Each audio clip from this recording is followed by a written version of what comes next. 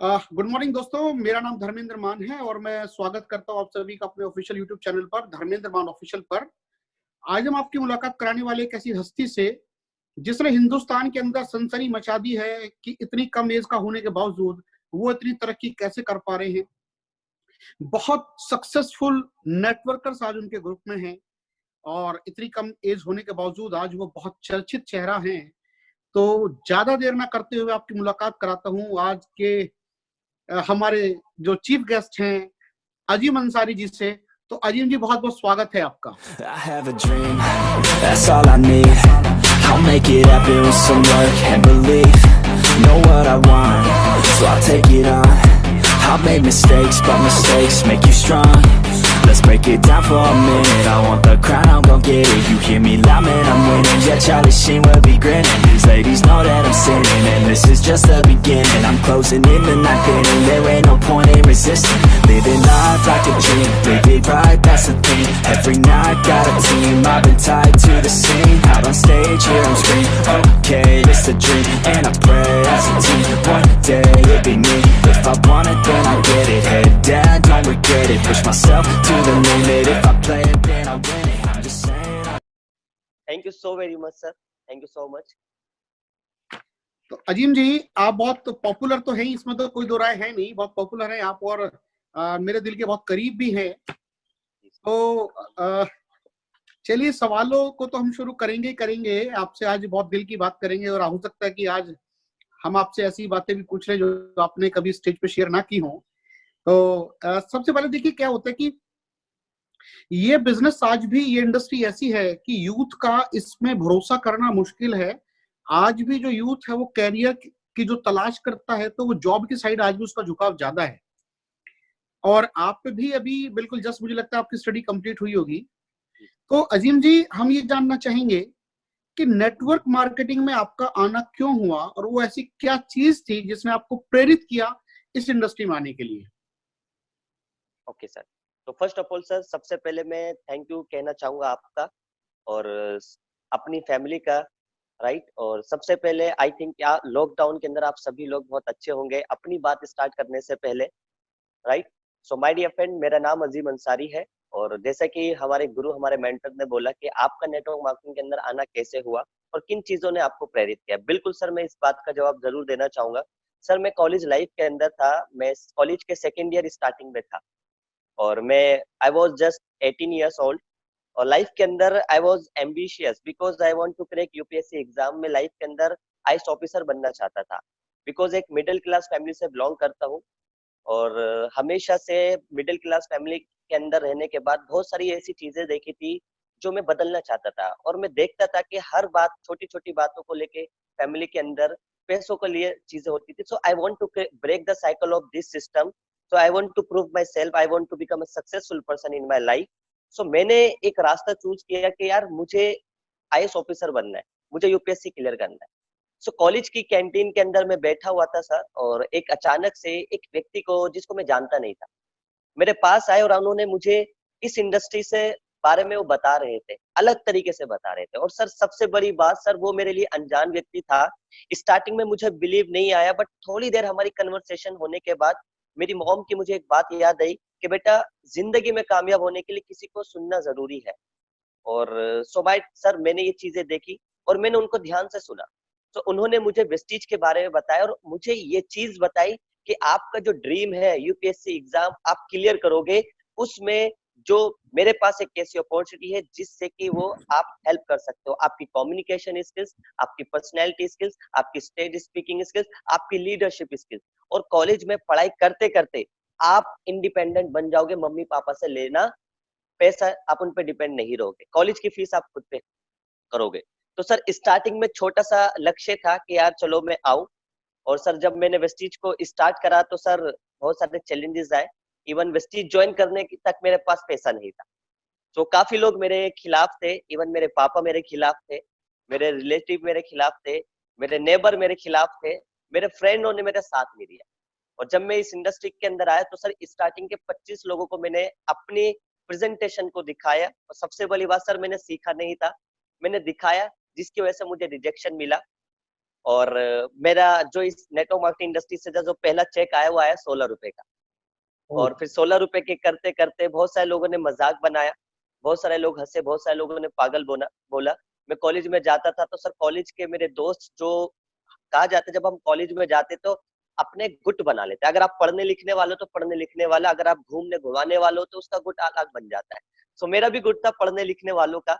So sir मैं जब उनके पास जाता था, सो अब वो मुझसे दूर होने लगे और मुझे एक नाम दे दिया उन्होंने। मैं वैसे बताना नहीं चाहता था बट मैं आपको बता रहा हूँ सर, उन्होंने मुझे नाम दिया पंसारी, कि तेल ओह, साबुन चाय पत्ती वाला बेचने वाला क्या कर रहा है भाई, कैसे काम है, अच्छा खासा पढ़ाई कर रहा हूँ। यानी कि एक ऐसी सोच थी मेरे दोस्तों की, बहुत ज्यादा नेगेटिव।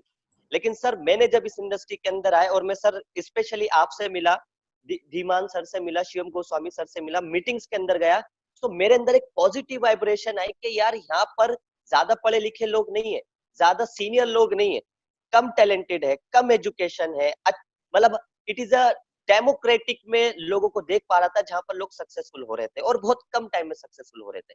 तो मैंने एक चीज सोची कि यार कोई बात नहीं, अगर मैं 3 से 4 साल इसको एज अ कोर्स की तरह करता हूँ, कामयाब हो गए तो ठीक, नहीं तो कोई बात नहीं, मैं लाइफ के अंदर कुछ ना कुछ बहुत सारी चीजें जरूर सीखूंगा जो कि मेरे इंटरव्यू में मेरे काम में आएगी। और सर जब मैं बड़े बड़े सेमिनार्स में गया, मैं और मीटिंग्स में गया, तो मेरे चेक बढ़ना स्टार्ट हुए, मुझे काम करने का तरीका पता लगा, मुझे इस बिजनेस के नेचर पता लगा कि लोग आते हैं लोग जाते हैं, लोग नेगेटिव करेंगे, घर वाले साथ नहीं देंगे। सो करता गया, मेरा चेक बना सर डायरेक्टर पे लगभग 6-7 हजार रुपए का, सिल्वर बना। तो सर बहुत सारे लोगों के अंदर पॉजिटिविटी है, लेकिन उस टाइम पे भी बहुत सारे लोग नेगेटिव थे कि भाई इस टाइम पे बस तेरा यही चेक आया, इससे ज्यादा होगा नहीं। बट सर उस चीज से मैं बहुत ज्यादा मोटिवेट होता था और एक चीज सोचता था कि यार अब तो इन लोगों को करके दिखाना है। तो सर मेरा सिल्वर जब क्वालिफाई हो तो एक ड्रीम लेके मुझे फॉरेन ट्रिप पे जाना है। और सर मेरा फरवरी 2018 के अंदर सर मैं अपने खानदान के ऐसा बच्चा बना जिसने अभी तक किसी का पासपोर्ट नहीं बना था, जो कि विदेश गया हो।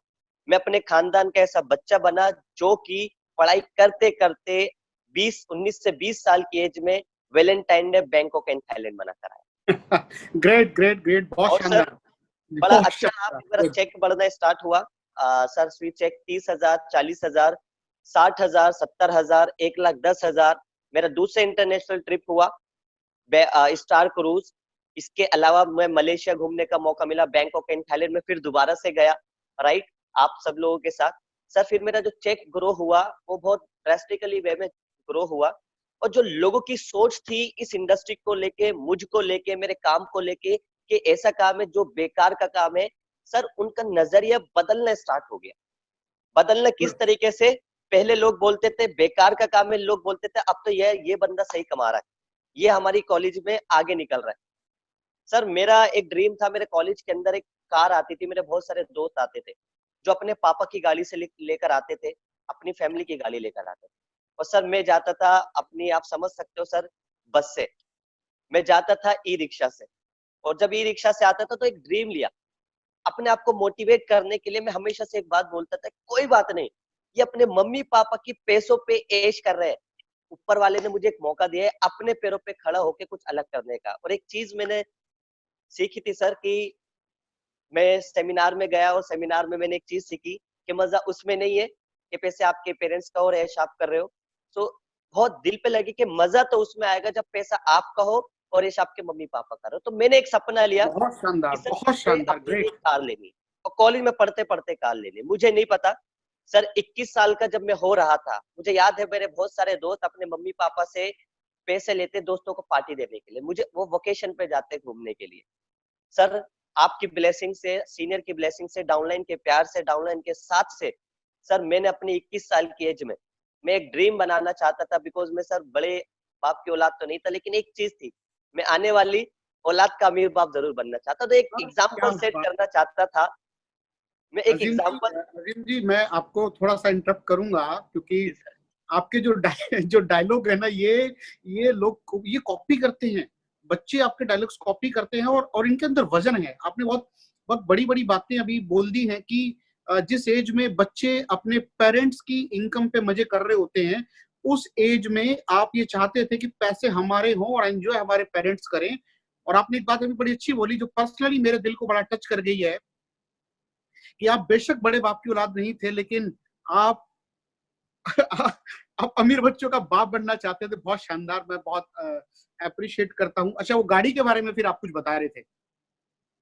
सर मैं बिल्कुल यही बोलना चाहता कि सर मैंने सोचा था कि मैं अपने लिए गाड़ी लूंगा, बिकॉज सर मैंने फैमिली के अंदर देखा था जब मेरी मॉम कहीं जाती थी तो उनको प्राय मतलब कि एक पब्लिक सर्विस से वो जाना पड़ता था। कभी ओला करती थी, कभी बस से जाते थे।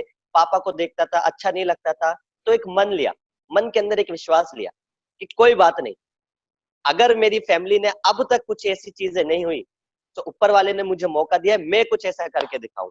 और मुझे वेस्टीज मिला है। एंड सर मैं 21 साल का हो रहा था, मैंने किसी भी अपलाइन को बिना बताए, सबसे बड़ी बात ये मेरी गलती है सर। मुझे याद है, मुझे वो आज तक याद है कि मैंने आपको बताया नहीं। और सर शिवम सर की टीम में सबसे पहली कार मैंने ली। मैं शोरूम में गया तो शोरूम वाले कहने लगे, भाई उन्हें ऐसा लगा बच्चा खो गया, राइट। और मैंने बोला कि सर मुझे कार चाहिए, तो कहने लगे आपके पेरेंट्स का है। मैंने कहा सर पेरेंट्स नहीं है। कि क्या चाहिए? कार चाहिए, ITR। सर मेरी 2 साल की ITR थी और उन्होंने बोला आप पे बैंक बहुत ज्यादा विश्वास नहीं कर पा रहा क्योंकि आपकी एज बहुत छोटी है। तो सर उन्होंने मुझे लोन देने से बिल्कुल रिजेक्ट किया, बिकॉज सर मेरे सीनियर के साथ भी ऐसे ही हुआ। तो मैंने क्या, मैं डुप्लीकेशन कर रहा हूँ, सही हो रहा है, यानी कि अगर सीनियर ग्रो कर रहे हैं तो मैं भी करूंगा। तो सर मुझे गाड़ी 8,70,000 रुपए की गाड़ी कैश लेनी पड़ी। और सर मैंने एक सपना लिया था, मेरे कॉलेज के अंदर जो लोग आते